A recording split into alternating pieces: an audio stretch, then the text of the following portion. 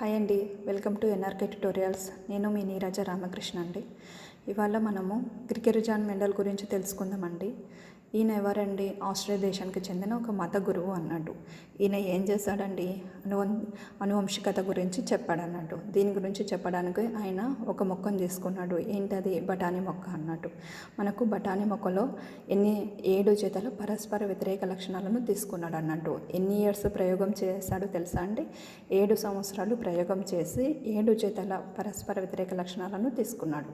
ఓకేనా? ఈ పరస్పర వ్యతిరేక లక్షణాలు మనకి ఎప్పుడు ఎగ్జామ్లో కన్ఫ్యూషన్గానే ఉంటుంది. ఏది బహిర్గత లక్షణం, ఏది అంతర్గత లక్షణం అనేది. ఓకేనా?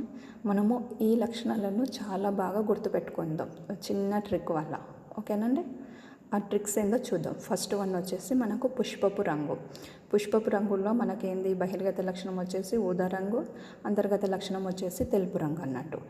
ఇక్కడ తెలుపు కంటే ఏదైనా కొంచెం డిఫరెంట్ కలర్ ఉంటే తొందరగా మనకు అట్రాక్ట్గా ఉంటుంది కదండి.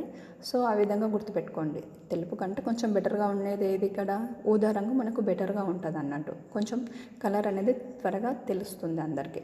సో ఊదా రంగు బహిర్గత లక్షణం అని గుర్తుపెట్టుకోండి. నెక్స్ట్ పుష్పం యొక్క స్థానం. గ్రీవస్థం బహిర్గత లక్షణం, శిఖరస్థం అంతర్గత లక్షణం. గ్రీవస్థం అని ఎట్లా గుర్తుపెట్టుకుంటారంటే, మనము పుష్పాలు ఎక్కడైనా మన కంటికి కనిపించినాయి అనుకో, మంచిగా అందంగా ఉంటే వెంటనే తెంపేస్తాం. ఎక్కడ ఉంటే మనకు త్వరగా అందుతాయండి? గ్రీవంలో ఉంటేనే అందుతాయి. శిఖరం అంటే ఎక్కడనో పైన ఉంటుంది. శిఖరం అంటే ఎక్కడనో పైన ఉంటుంది కాబట్టి మనకు అంత త్వరగా అందదు. సో మనము వాటిని తెంపం కూడా. సో ఆ విధంగా గుర్తుపెట్టుకోండి. పుష్పం యొక్క స్థానము, గ్రీవస్థము బహిర్గత లక్షణం అని గుర్తుపెట్టుకోండి. నెక్స్ట్ క్యారెక్టర్ వచ్చేసి విత్తనం యొక్క రంగు. మనము బజార్లో కొంటూ ఉంటాం కదండి తినడానికి. విత్తనాలు ఏ కలర్లో ఉంటాయి? న్యాచురల్గా పసుపు కలర్లోనే ఉంటాయి అన్నట్టు. సో ఆ విధంగా గుర్తుపెట్టుకోండి. ఇదే అందరికీ కామన్గా గుర్తుంటుంది. ఓకేనా? పసుపు ఈజ్ ద బహిర్గత లక్షణం, ఆకుపచ్చ ఈజ్ ద అంతర్గత లక్షణం అని గుర్తుపెట్టుకోండి. ఓకేనండి? నెక్స్ట్ క్యారెక్టర్ వచ్చేసి విత్తనం యొక్క ఆకారం. గుండ్రని బహిర్గత లక్షణం, ముడతలు అనేది అంతర్గత లక్షణం. మీరు దీన్ని ఏ విధంగా గుర్తుపెట్టుకుంటారంటే, ముడతలు అంటే ముసలి వాళ్ళని గుర్తుపెట్టుకోండి. వాళ్ళు ముసలి వాళ్ళు కాబట్టి వాళ్ళకి చేత కాదు, నడవడానికే చేత కాదు, ప్లస్ వాళ్ళు పనులు చేసుకోవడానికి కూడా చేత కాదు. సో వాళ్ళు అంతర్గతంగా ఇంట్లోనే ఉండిపోతారు అన్నట్టు. గుండ్రని అంటే ఎంగువలని గుర్తుపెట్టుకోండి. వాళ్ళు గుండ్రంగా నిండుగా యాక్టివ్గా ఉంటారు కాబట్టి ఎప్పుడు బయట తిరుగుతూ ఉంటారు. అంటే అందరికీ బహిర్గతంగా కనిపిస్తూ ఉంటారు. ఆ విధంగా గుర్తుపెట్టుకోండి. ఓకేనా? అంటే విత్తనము, బహిర్గతము, గుండ్రనని గుర్తుపెట్టుకోండి. నెక్స్ట్ కాయ ఆకారం.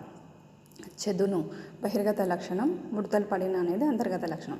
సేమ్ ఇక్కడ కూడా ఇదే గుర్తుపెట్టుకోండి. ముడతలు అంటే ముసలి వాళ్ళు ఎప్పుడు అంతర్గతంగా ఉంటారు, ఎవరికి కనిపించరు. చెదును చందమామలాగా ఉంటే ఎప్పుడు బయట తిరుగుతూ ఉంటారు, అందరికీ బాగా కనిపిస్తారు. ఆ విధంగా గుర్తుపెట్టుకోండి. ఓకేనండి? చందమామ ఏ విధంగా అయితే బయట తిరుగుతూ ఉంటుంది, అంటే ఆకాశంలో బయట అందరికి కనిపిస్తుంది కదండి. అదేవిధంగా చదునుగా ఉన్న వాళ్ళు కూడా బయట అందరికీ కనిపిస్తూ ఉంటారు. సో ఆ విధంగా గుర్తుపెట్టుకోండి బహిర్గత లక్షణం చెదును అని. ఓకేనా? నెక్స్ట్ వచ్చేసి కాయ యొక్క రంగు. కాయ రంగు మనకు ఆకుపచ్చ బహిర్గత లక్షణం, పసుపు అనేది అంతర్గత లక్షణం కదండి. ఇక్కడ మనం దీనిని ఏ విధంగా గుర్తుపెట్టుకోవాలంటే, మనకు కామన్గా వచ్చేసి ప్రతి మొక్కలో కాయగా ఉన్నప్పుడు అది ఏ కలర్లో ఉంటుందండి? ఆకుపచ్చ రంగులోనే ఉంటుంది. ఫర్ ఎగ్జాంపుల్ మనం ఇప్పుడు టమాటాని తీసుకుంటే మనకు మొదట్లో టమాటా ఏ కలర్లో ఉంటుంది?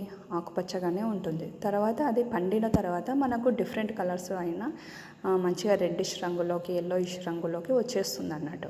ఓకేనండి? ఫర్ ఎగ్జాంపుల్ ఇంకోటి యాపిల్ తీసుకున్నా సరే, మనకు అవి మొదట ఏ కలర్లో ఉంటాయి? ఆకుపచ్చ రంగులోనే ఉంటాయి. తర్వాత మంచిగా పింకిష్ కలర్లోకి, రెడ్డిష్ కలర్లోకి వస్తూ ఉంటాయి యాపిల్స్ అయినా. సో ఆ విధంగా గుర్తుపెట్టుకోండి. కాయల్లో ఎక్కడైనా ఏ విధంగా ఉంటాయి? ఆకుపచ్చలో ఉంటాయి. అదే బహిర్గత లక్షణం అని గుర్తుపెట్టుకోండి. కాయలో వచ్చేసి పసుపు అంతర్గత లక్షణం అని గుర్తుపెట్టుకోండి. నెక్స్ట్ కాండం పొడవు. మనకు ఇక్కడ పేరులోనే కనిపిస్తుంది కదండి, కాండము పొడవు అనేది బహిర్గత లక్షణం, పొట్టి అనేది అంతర్గత లక్షణం. దీన్ని ఏ విధంగా గుర్తుపెట్టుకుంటారంటే, పొడవుగా ఉన్న వాళ్ళు 10 మందిలో ఉన్న 100 మందిలో ఉన్న త్వరగా కనిపిస్తారు అన్నట్టు. పొట్టిగా ఉంటే వాళ్ళు వాళ్ళ మధ్యలో ఏమంటారు, పొట్టిగా ఉన్న వాళ్ళు కనిపించారు అన్నట్టు. అంటే వాళ్ళందరి మధ్యలో దాక్కుండిపోతారు. అంటే బయటికి బహిర్గతంగా కనిపించారు అన్నట్టు పొట్టిగా ఉండేవాళ్ళు. అదే పొడవుగా ఉన్న వాళ్ళైతే ఎంతమందిలో ఉన్నా కనిపిస్తారు అన్నట్టు, పొడవుగా ఉంటే కానీ. అదే పొట్టిగా ఉంటే కనుక కనిపించరు అని ఆ విధంగా గుర్తుపెట్టుకోండి. పొట్టి అనేది అంతర్గత లక్షణం, పొడవు అనేది బహిర్గత లక్షణం అని. ఓకేనండి. మీకు ఈ వీడియో నచ్చినట్లయితే ప్లీజ్ లైక్ చేయండి. చాలామంది చూస్తున్నారు కానీ లైక్ చేయట్లేదండి. ఖచ్చితంగా లైక్ చేయండి. మరియు ఇది మీకు యూస్ఫుల్ అంటే మీ ఫ్రెండ్స్కి కూడా షేర్ చేయండి. ఇలాంటి మరిన్ని వీడియోస్ మీరు కావాలనుకుంటే నా ఛానల్ని సబ్స్క్రైబ్ చేసుకోండి. ఓకేనండి. Thank you.